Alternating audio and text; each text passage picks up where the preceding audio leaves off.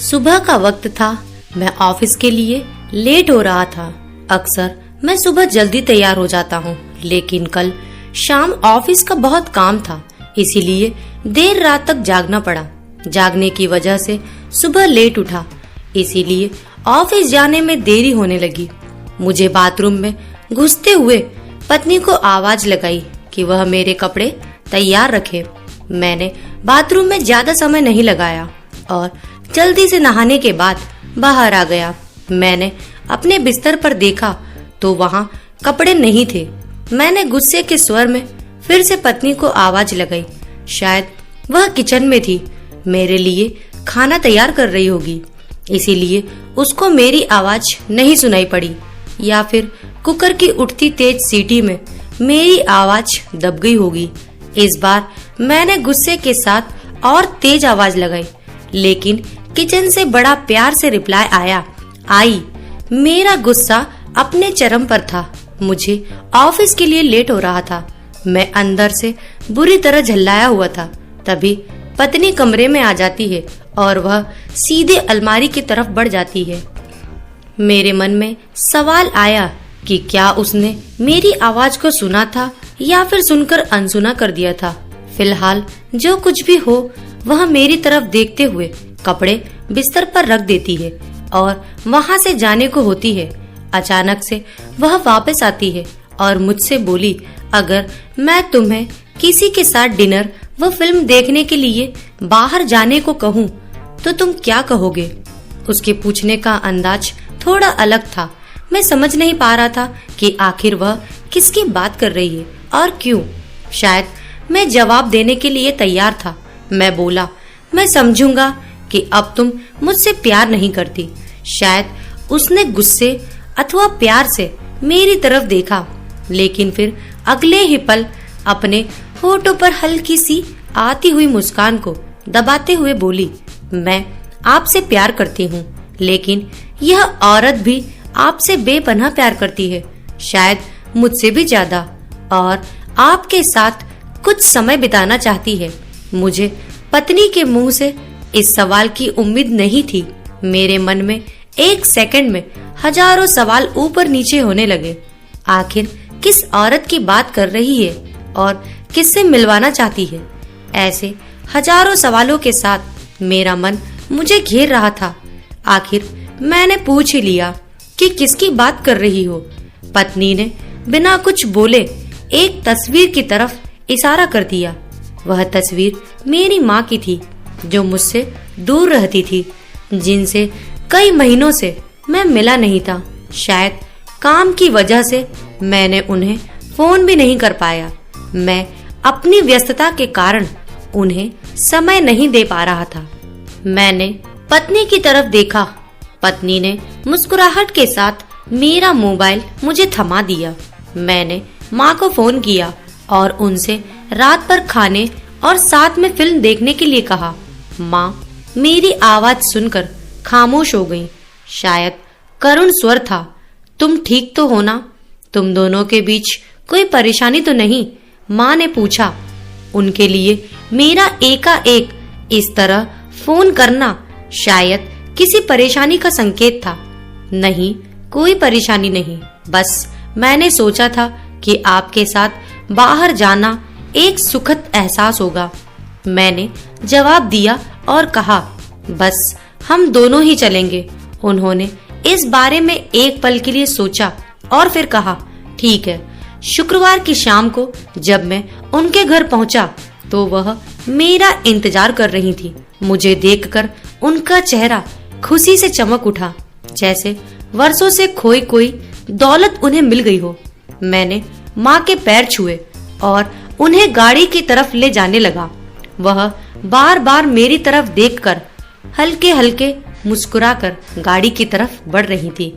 Car में माँ ने बताया कि उन्होंने अपनी एक दोस्त को बेटे के साथ खाने के लिए बाहर जाने की बात बताई है। वह काफी प्रभावित थी। फिलहाल हम माँ के पसंद वाले रेस्टोरेंट तक पहुँच चुके थे, जो कि दिखने में अब भी अच्छा और आरामदायक था। अंदर जाकर हम दोनों बैठ गए। मैंने पास रखे मेनू को उठाया और पढ़ने लगा। एकाएक मेरी निगाह माँ पर पड़ी। वह अभी भी मुझे देख रही थी, लेकिन इस बार वह मुस्कान गायब थी। वह उदास दिख रही थी। शायद मैंने मेन्यू पढ़ने में तो ज्यादा समय नहीं लगा दिया। मैंने मेन्यू को साइड पर रखा। मैंने माँ से खाने के लिए पूछा। उन्होंने मेन्यू की तरफ इशारा करके मुझसे कहा, तुझे याद है जब तू छोटा था और हमारे साथ बाहर खाना खाने आता था?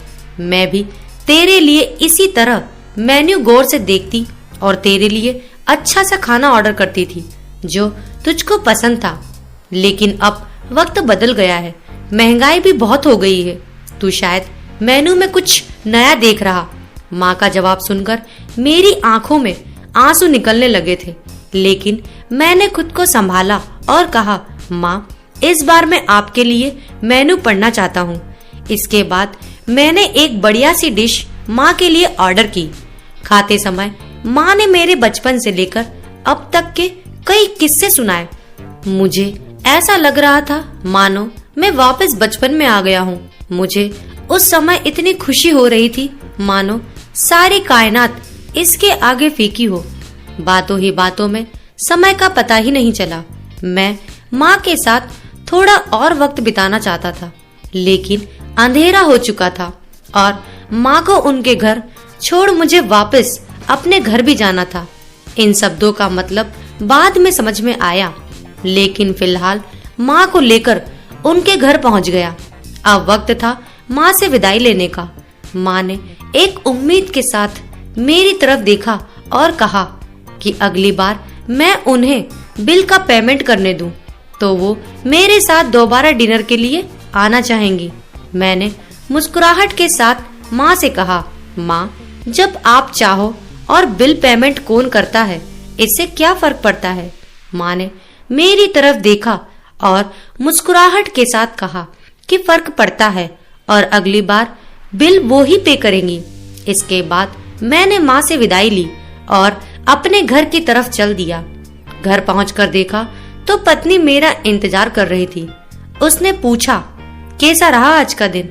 बहुत बढ़िया, जैसा सोचा था उससे कई ज्यादा बढ़िया, मैंने जवाब दिया। इसके कुछ दिनों बाद अचानक मुझे माँ के देहांत की सूचना मिली। उन्हें दिल का दौरा पड़ा था। यह इतना अचानक से हुआ कि मैं कुछ समझ नहीं पा रहा था। मैंने माँ के लिए कुछ भी तो नहीं किया था। मैं वापस उनके साथ समय बिताना चाहता था, लेकिन अफसोस अपने व्यस्त समय की वजह से मैं माँ के लिए समय नहीं निकाल पाया। लेकिन अब पछताए होता क्या, जब माँ थी तब समय नहीं, और अब जब माँ नहीं तो पछतावा और अफसोस।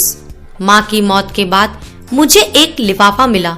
उस लिफाफे में उसी रेस्टोरेंट की एडवांस पेमेंट की रसीद के साथ माँ का एक खत था, जिसमें माँ ने लिखा था, मेरे बेटे, मुझे पता नहीं कि मैं तुम्हारे साथ दोबारा डिनर पर जा पाऊंगी या नहीं, इसीलिए मैंने 2 लोगों के खाने अनुमानित बिल का एडवांस पेमेंट कर दिया है।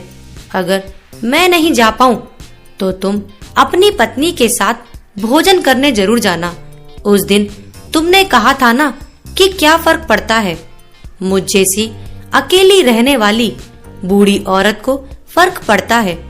तुम नहीं जानते, उस रात तुम्हारे साथ बीता हर पल मेरे जीवन के सबसे बेहतरीन समय में एक था। भगवान तुम्हें सदा खुश रखे।